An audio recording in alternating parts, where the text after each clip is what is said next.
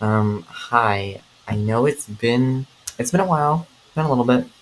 Uh, yeah, not good at all, but I'm back, surprisingly, I know. So anyway, as you can read by the title, I'm gonna be making a video on how the Superstar games are better than Rhythm Hive. Now, here's the thing.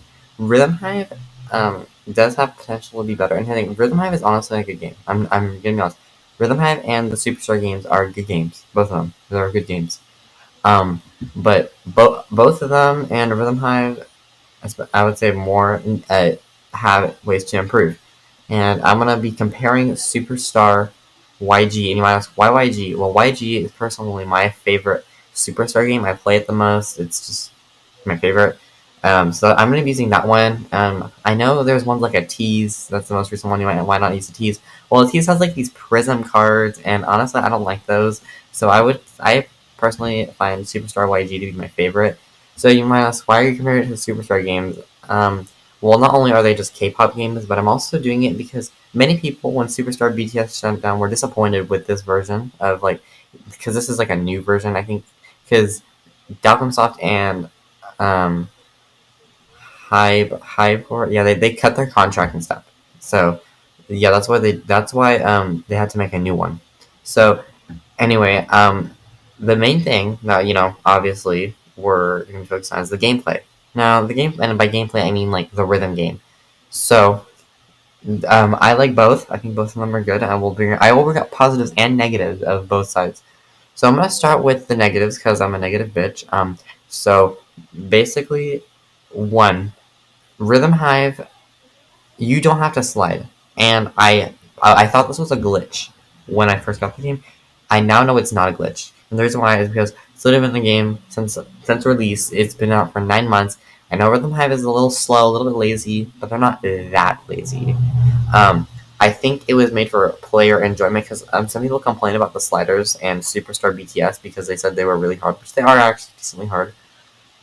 And okay, now while it makes the game easier, it makes it too easy. Um, the only time you really have a hard time is maybe on some of the later missions when there's a super hard involved, like mic drop or dope or something. But besides that, the game is not that hard due to just not having to slide. It's honestly a big issue. That's one of my probably maybe actually my biggest complaint. You don't have to slide about Rhythm Hive, yeah. But my second complaint is that, do you know those when you see the sliders, those little dots that resembles like a note? You don't get your combo for that, and it feels pointless to put those notes in there. I know the reason why they put them in there is because they have to, because you're following to the rhythm, and honestly, it helps. I really just feel like they should put those notes in there because I mean, they're notes.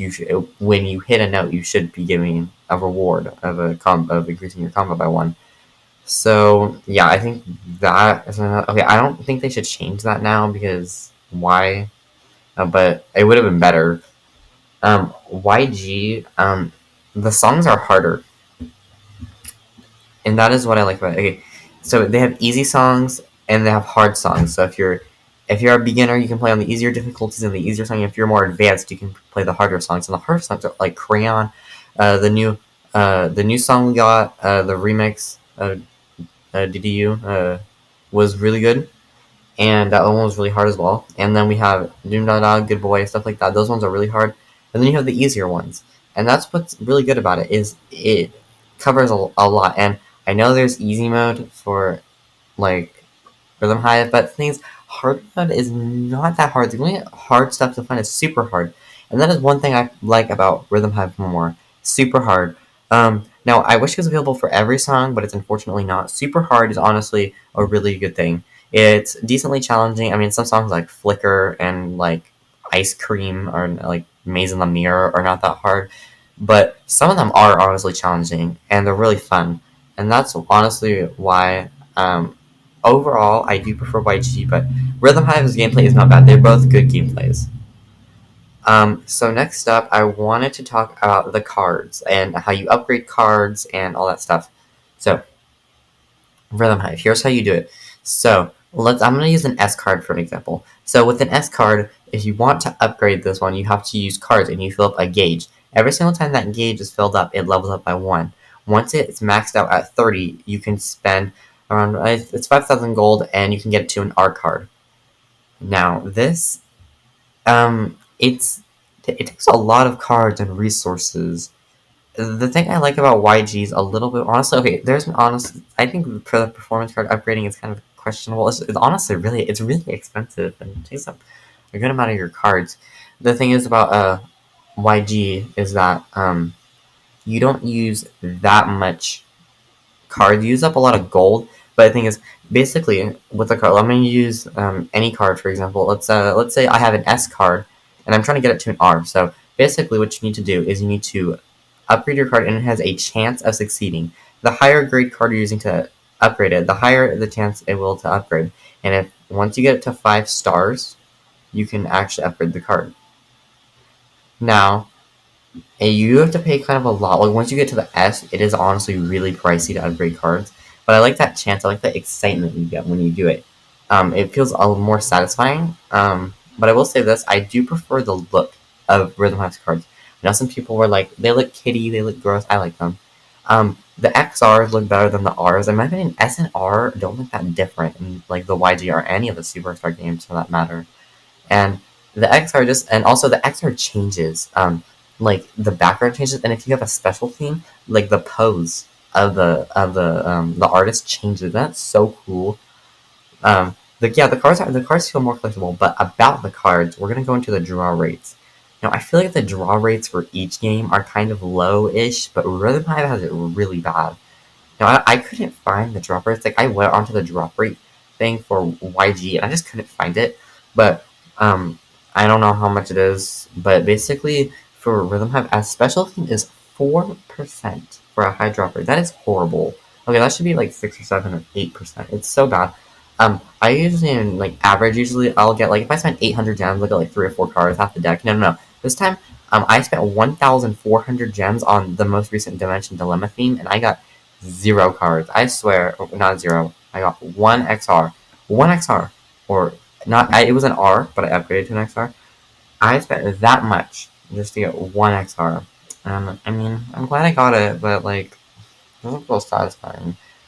Um, Overall, cards in both the games are pretty good, but I think, honestly, not in terms of draw rates, but in terms of looks, I prefer Rhythm Hive. In terms of draw rates, I don't really like either. I don't really have a preference. And then for upgrading, I prefer YG.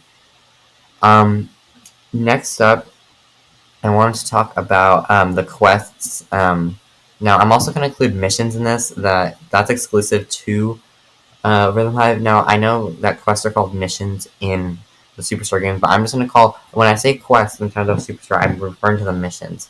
So, I'm going to start with Rhythm Hive first. So, Rhythm Hive's quests, I feel like the rewards you get are not that good. Now, the concept photos you get for the ones are nice, and the XR you get for completing 20 is nice, and then the 25 gems you get are nice. And the premium cards aren't that bad, but the normal card packs and the gold and the regular card packs are not that good. And also, the seasonal quests don't give you that much. Like, I swear, you have to get so many excellence, and you don't get that good of a reward. It's just, yeah. And I will say this, the event quests are so repetitive. Oh my god.